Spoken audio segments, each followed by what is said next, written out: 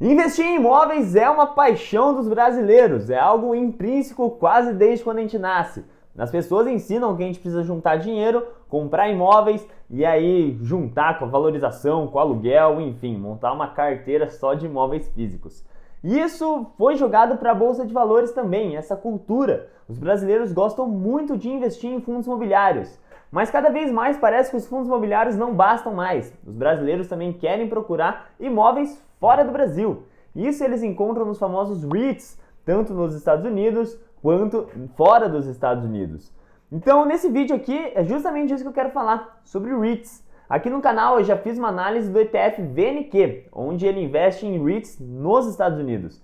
Então hoje eu quero fazer uma análise sobre o VNQI, que investe em REITs fora dos Estados Unidos. Então bora pro vídeo.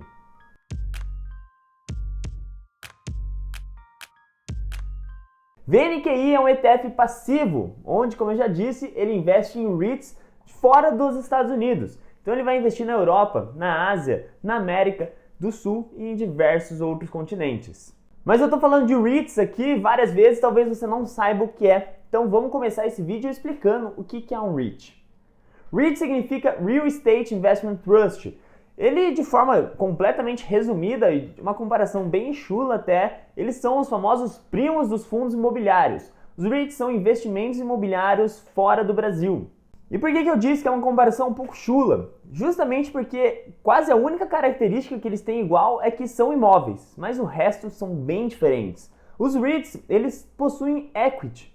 Equity é basicamente o valor da empresa. Então, os imóveis fora do Brasil, os famosos REITs, são considerados basicamente empresas. Então, vale mais a comparação de REITs com ações do que REITs com fundos imobiliários. Algumas diferenças só para você entender. Aqui os fundos imobiliários, por exemplo, não podem adquirir dívida para se alavancar. Lá os REITs, no caso, pode. Tem REITs que tem mais de 90% de alavancagem. É igualzinho uma empresa, pega dívida para crescer.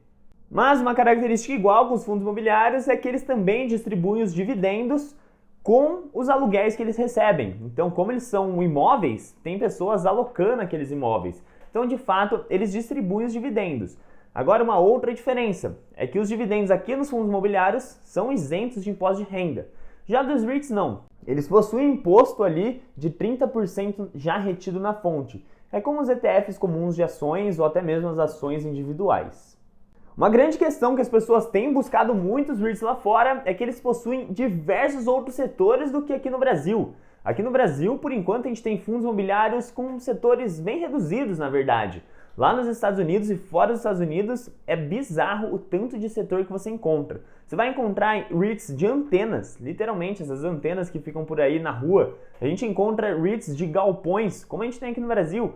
Mas a gente também encontra REITs de grandes galpões onde as pessoas guardam coisas, REITs de data centers, que são grandes locais com computadores que vão guardando arquivos como se fosse na nuvem. Enfim, tem muitas coisas, seria impossível falar todos os setores aqui. Mas agora vamos falar sobre o VNQI de fato. Quero falar algumas características, alguns índices dele para você entender onde você está se metendo. Primeiro quero falar sobre a rentabilidade média. Nos últimos 10 anos, o VNQI entregou uma rentabilidade de apenas 1,48% ao ano. E se a gente pegar desde a sua criação, que foi no início de 2010, essa rentabilidade chega a 2,54% ao ano. A taxa de administração é bem baixa, é de 0,12% ao ano. A gestora eu não me preocuparia nem um pouco, afinal é a Vanguard, uma das maiores gestoras do mundo. Só para você ter ideia, a Vanguard tem uma gestão patrimonial, uma quantidade de patrimônio dentro dela de aproximadamente 7 trilhões de dólares.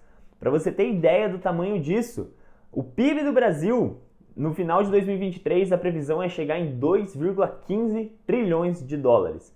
Ou seja, a Vanguard tem mais de 3 Brasils dentro dela. Hoje o ETF VNQI investe em 658 empresas. E os dividendos do VNQI eu não consegui puxar de nenhum site, nem em sites que ponderam esses índices dos ETFs e nem no site oficial da Vanguard.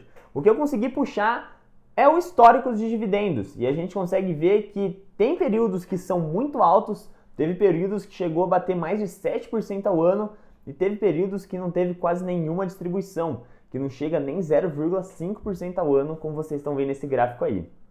Outra característica do VNQI que vale a pena ressaltar é que o tamanho das empresas, que você está vendo nesse gráfico aí, as top 10 empresas do ETF hoje em dia, é ponderado pelo tamanho de mercado dessas empresas, desses REITs, desses ETFs. Então, quanto maior for o REIT, mais peso na carteira ele tem. Agora, em relação aos países, como o próprio índice indica, são países fora dos Estados Unidos. Hoje o ETF VNQI ele investe em aproximadamente 40 países, sendo que nenhum deles é os Estados Unidos. Dependendo do momento que você estiver vendo esse vídeo, pode ser que os Estados Unidos esteja na carteira, mas quando isso acontece é porque tem um caixa em dólar. No momento que eu estou gravando esse vídeo, não tem Estados Unidos, porque eles estão sem caixa em dólar nesse momento. E além disso, uma característica, afinal somos brasileiros e gostamos de ver isso, é que o Brasil ele tem um peso de 0,6% nesse ETF. Então a gente consegue ver que mesmo os fundos imobiliários, os investimentos imobiliários no Brasil, que a gente chama tanto, não tem tanto peso assim internacional. Outro ponto que é interessante a gente ver, além da diversificação entre os países, é legal ver a diversificação das regiões. E aqui nesse gráfico a gente consegue ver que ele investe em países emergentes, em países da Europa, em países da Ásia. Então é muito interessante ver essa diversificação global também. Mas agora vamos falar do que importa. Afinal, todos esses dados que eu trouxe aqui você consegue achar facilmente em qualquer site. Agora eu quero falar um pouco sobre estratégia de ter o VNQI na carteira ou não. O primeiro ponto que eu quero falar é sobre a rentabilidade do VNQI. Poxa, 2,54% desde 2010 é uma rentabilidade muito baixa.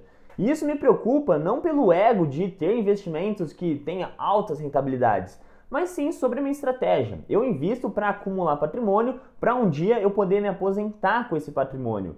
Então ele precisa render. E o VNQI não vem entregando uma alta rentabilidade, nem sequer quando a gente compara as inflações dos países. Só para você entender o que eu estou falando, eu peguei a inflação dos 3 principais países, com os países de mais peso dentro da carteira do VNQI. E eu fiz esse gráfico aqui. Só para você entender, a linha roxa é a inflação do Japão, a linha laranja é a inflação da Austrália e a linha amarela é a inflação de Hong Kong. E a linha azul, de fato, é o VNQI.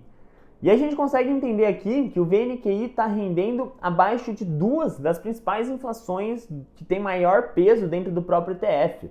E, claro, eu não ia fazer isso com 38 países, o gráfico ia ficar completamente sujo e a gente não ia entender nada. Mas o que eu quero dizer aqui é que a rentabilidade do VNQI tem sido abaixo das próprias inflações. Então, isso me preocupa muito, porque, como eu disse, eu quero me aposentar daqui 30, 40 anos. E se os ETFs que eu colocar na minha carteira não render pelo menos a inflação, eu tô lascado daqui para frente. Um outro ponto sobre a inflação também é essa cultura de investir em imóveis. Será que faz tanto sentido assim a gente ficar investindo em imóveis? Afinal, quando a gente conversa com nossos parentes mais velhos aí, eles sempre falam que investiu em imóvel em 94 e hoje ele multiplicou por 7 vezes. Investiu em imóvel não sei quando, ele já multiplicou em 2 vezes. Mas eles não têm o conhecimento que você está tendo aqui, que é ponderar a inflação. Muitas vezes esses imóveis não batem nem a inflação do país. Então, assim, tem muitas vantagens sim de investir em imóveis, não estou falando que é um investimento ruim, mas a gente não pode ponderar e generalizar isso.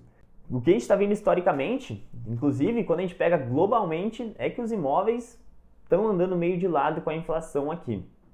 Segundo ponto que eu quero falar é sobre dividendos. As pessoas procuram muitos REITs por conta dos dividendos. Inclusive o VNQI ganhou forte tração no mercado quando ele começou a pagar mais de 7% de dividendo ao ano.